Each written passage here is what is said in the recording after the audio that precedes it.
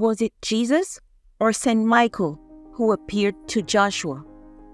Moses had an exceptional relationship with God. The Most High would have direct dialogues with him.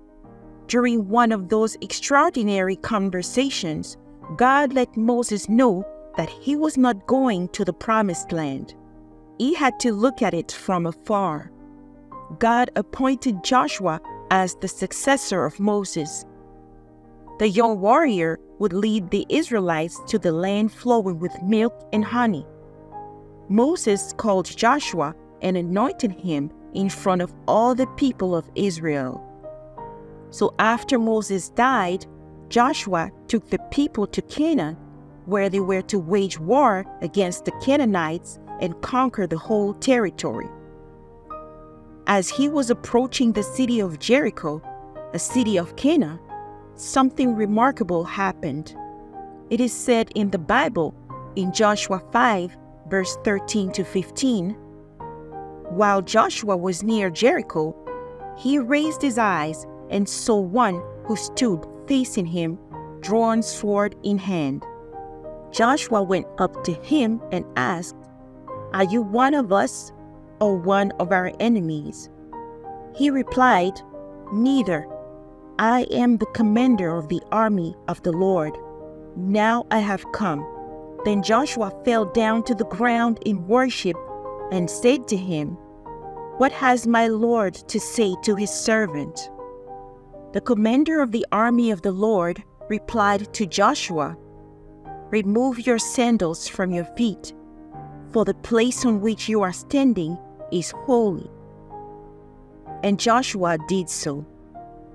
So, who was the divine being who appeared to Joshua? Some people say it was Jesus, and others say it was St. Michael. St. Michael is indeed in charge of the army of the Lord, and every time he is mentioned in the Bible, it is in the context of war and battle. So having his sword drawn out would be a typical depiction of the Archangel. But on the other hand, Jesus will wage war at the end of times, as it is described in Revelation, even though the sword mentioned is a spiritual one rather than physical. Revelation 19, verse 11 to 15 says, "Then I saw the heavens open, and there was a white horse. Its rider was called Faithful and True. He judges and wages war in righteousness. His eyes were like a fiery flame, and on his head were many diadems. He had a name inscribed that no one knows except himself. He wore a cloak that had been dipped in blood, and his name was called the Word of God.